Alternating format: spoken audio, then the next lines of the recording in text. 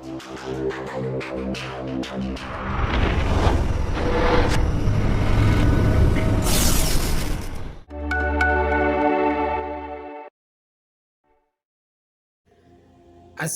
አለይኩም ወራህመቱላሂ ወበረካቱሁ። ውድና የተከበራችሁ የቻናል ቤተሰቦች እንዴት ናችሁ? ደህና ናችሁ? ሰላም ናችሁ? አልሐምዱሊላህ ረብል ዓለሚን። እንግዲህ የነቢያቶችን ታሪክ አንዳንድ እያልን ወደ እናንተ እያደረስንላችሁ ነውና ቀጣይ ክፍል ያው የነቢዩላህ አደም አለይሂ ሰላቱ ወሰላም፣ የነቢዩላህ ኢድሪስ አለይሂ ሰላቱ ወሰላም፣ የነቢዩላህ ኑህ አለይሂ ሰላቱ ወሰላም ታሪኮች እንደሰማችሁት አልፈዋል። አሁን ቀጣይ የነቢዩላህ ሁድ አለይሂ ሰላቱ ወሰላም ይቀጥላል። እስከ መጨረሻ ድረስ አብራችሁ ይቆዩ። አላህ ሱብሃነሁ ወተዓላ የኑህ አለይሂ ሰላቱ ወሰላም ህዝብ በውሃ ካጥለቀለቀ በኋላ በምድር ላይ ከኑህ አለይሂ ሰላቱ ወሰላም ጋር አብረው ከዳኑት ምዕመናን ውጪ ምንም አይነት የሰው ልጅ አልቀረም ነበር። ይህ በእንዲህ እንዳለ ኑህ አለይሂ ሰላቱ ወሰላም እና በዘመኑ የነበሩት ሰዎች ከሞቱ በኋላ አንዱ አንዱን ሲተካ ምድርም ዳግም በሰዎች ትሞላ ጀመር። ያ ዘመን ካለፈ በኋላ የነበሩት ህዝቦችም ማንም አምልኮ ከማያውቀው በላይ ጣዖትን ማምለክ ተያያዙት። የህዝቡ መለያ ስማቸውም አድ ይሰኛል። በመጀመሪያ የአድን ህዝቦች ላስተዋውቃችሁ።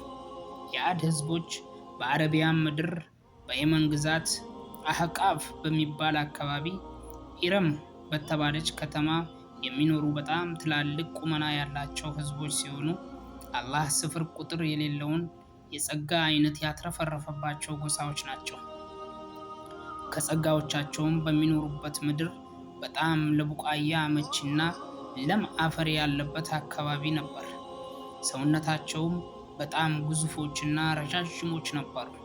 ከሰውነታቸው መግዘፍ የተነሳ አንድን የተምር ዘንባባ በሁለት ጣታቸው ይነቅሉ ነበር። ነገር ግን አላህ ለዋለላቸው እንዲህ አይነት ነዒማ ምላሻቸው ምስጋና ሳይሆን ድንበር ያለፈ አመፅና መኩራራት ነበር። የነቢዩላህ ኑህ አለይሂ ሰላቱ ወሰላም ህዝቦች ያደርጉት የነበረውን የጣዖት አምልኮ አሟሙቀው ጀመሩት።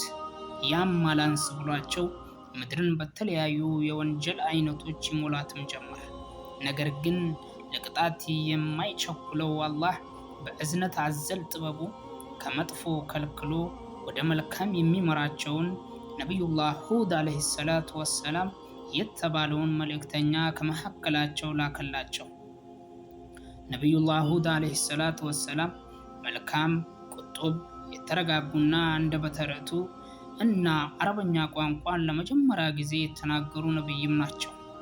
አላህም እሳቸውን ወደ ህዝባቸው በመሄድ የጌታቸውን ተልእኮ እንዲያደርሱ አዘዟቸው። ነቢዩላህ ሁድም አለይሂ ሰላቱ ወሰላም የጌታቸውን ትዕዛዝ በመቀበል ወደ ህዝባቸው ሄደው እኔ ከጌታችሁ የተላኩ ነቢይ ሲሆን በዚህ ዓለምም አላህ የሚባል ጌታ አለ፣ ከሱ ሌላ አምላክ የለም። እነዚህ ከተለያዩ ድንጋይና እንጨት ጠርባችሁ የምታመልኳቸው ጣዖቶች መጥቀምም መጉዳትም የማይችሉ ደካማ ሲሆኑ ከናንተ ጥበቃን ይሻሉ እንጂ ራሳቸውንም አይጠብቁ። እኔን የታዘዘኝ ከሞት በኋላ ጀነት ይገባል፣ እኔንም ያስተባበለኝ ጀሃነም መቀመጫውን ስትሆን መቀመጫነቷስ ምንኛ ከፋ ብለው ማስጠንቀቅም ጀመሩ። እነሱም ነቢያቸው በሚናገረው ግራ በመጋባት እንዴት ነው ያን ሁሉ አማልክቶቻችንን ትተን አንድን ፈጣሪ ብቻ የምንገዛው? ይህ ሰውዬ ምን አይነት ቂልነት ነው ይዞብን የመጣው? ይሉም ነበር። ሁድ አለይሂ ሰላቱ ወሰላም ህዝቦቹ የሚያሳዩት የመልስ ምት ለቅጽበት እንኳን ተስፋ አላስቆረጣቸውም ነበር።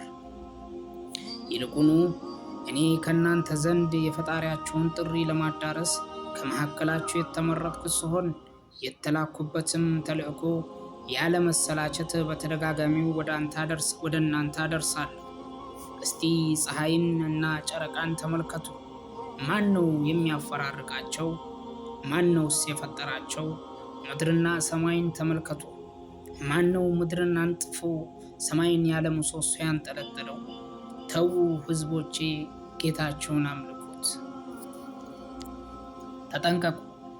እናንተ ከመሞታችሁ በኋላ ትቀሰቀሱና በሰራችሁት ትተሳሰባላችሁ።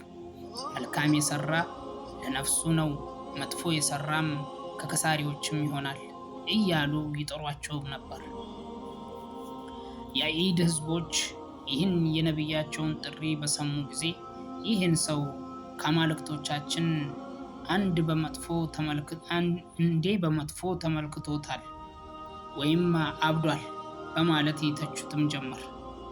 አንዳንዴም ይህ ሂሳብ ጀነት ጀሃነም መቀስቀስ የምትለው ምን ማለት ነው እያሉም ይከራከሩታል። የዒድ ሕዝቦችም በምድር ላይ ያለ አግባብ ኩሩ ከኛ ይበልጥ በኃይል ብርቱ ማን ነው አሉ። ያ የፈጠራቸው አላህ እርሱ በኃይል ከእነርሱ ይበልጥ የበረታ መሆኑን አያምኑ።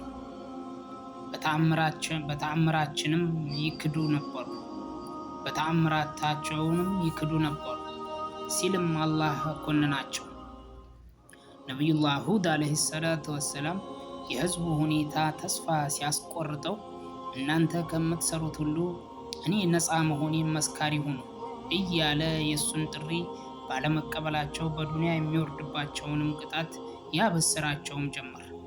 እነርሱም ምንም ዝም ብለህ ቅጣት እያልህ የምታስፈራራን፣ እንደውም እስቲ ቅጣት የምትለውን አምጣው እያሉም ያሾፉበታል።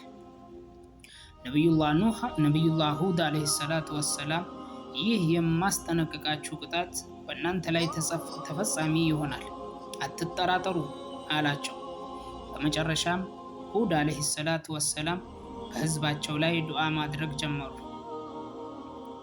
ከዚያም አላህ የቅጣቱን አርጩሜ በህዝቡ ላይ ሊያወርድ መጀመሪያ ለረዥም ዓመታት ዝናብ በማቋረጥ ምድሪቱን አድርቆ እንስሳቶቹን አጠፋባቸው። ነቢዩላህ ሁድ ዓለይሂ ሰላቱ ወሰላም ከዚህ ሁሉ እንግልት ሊያድናቸው የሚችለው በጌታቸው ማመን ብቻ ነው አላቸው። በሁድ ዓለይሂ ሰላቱ ወሰላም ያመኑት ምዕመናን ሲቀሩ ሁሉም